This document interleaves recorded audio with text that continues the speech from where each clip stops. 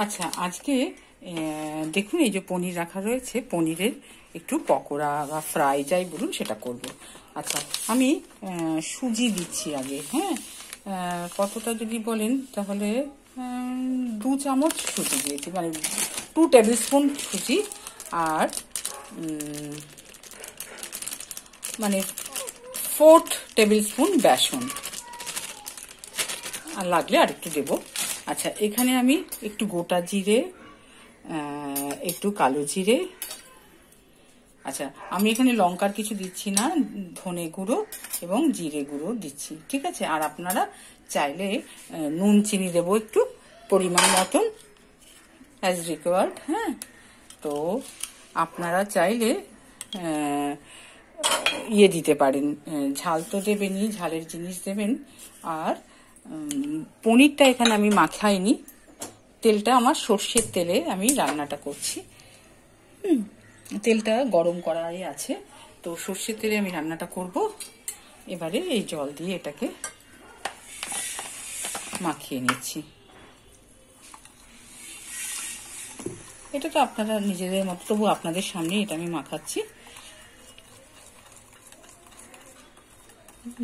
তেলটা হয়তো একটু ঠান্ডা হয়ে গেছে, গরম করে নেওয়া হচ্ছে। পাতলা একটু সব।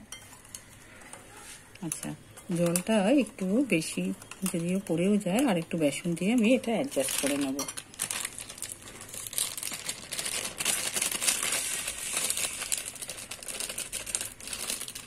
বেসন বা অন্য কিছু ব্যাটার বানাতে তো আপনারা অভ্যস্ত।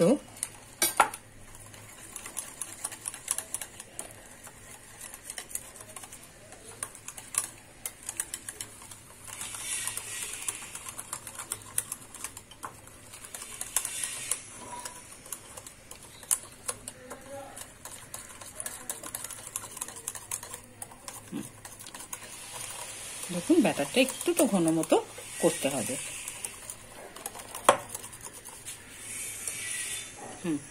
তেলটা পুরো গরম আছে।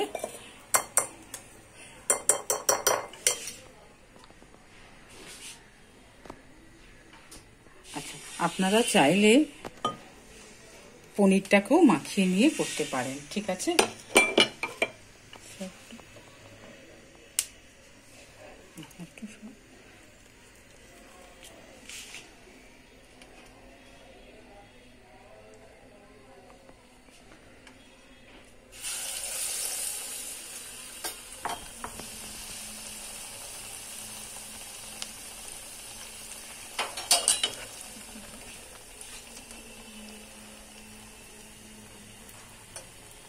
হ্যাঁ, আপনারা পনিরের মধ্যেও মশলা মাখাতে পারেন, মাখিয়ে করতে পারেন, কিন্তু দু জায়গায় বা কোনো কাসন্দি মাখিয়ে নিয়ে পনিরটা তাও করতে পারেন, কিন্তু আমি করিনি।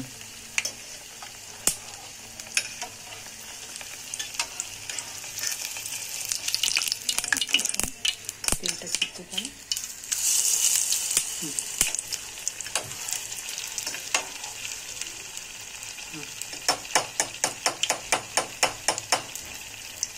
এটা একটু কমিয়ে দিই, আমি পাশাপাশি আরেকটা করছি।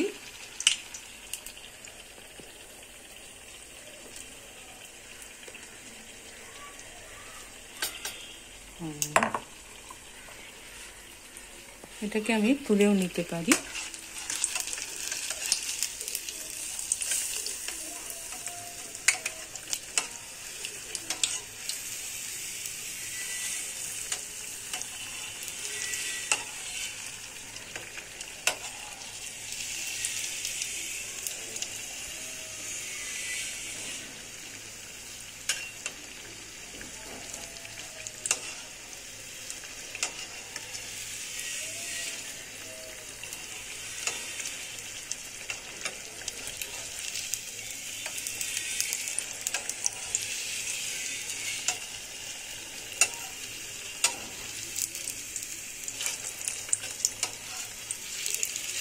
পনির তো একটু নরম জিনিস, তাই আপনাদের একটু সাবধানে ভাজার প্রয়োজন।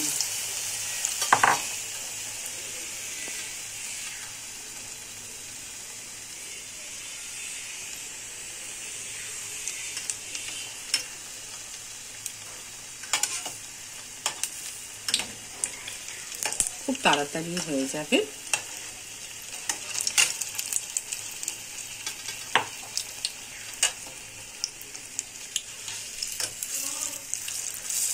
দেখুন এগুলো খুব তাড়াতাড়ি হয়ে যাচ্ছে।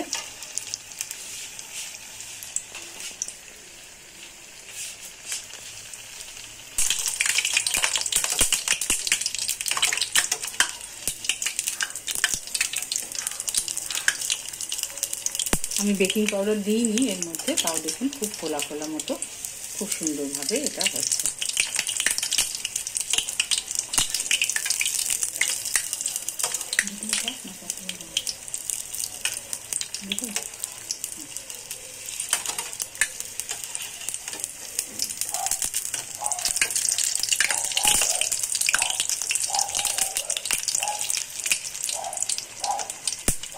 আর আমি ভাজাটা মাস্টার্ড অয়েলে ভেজেছি।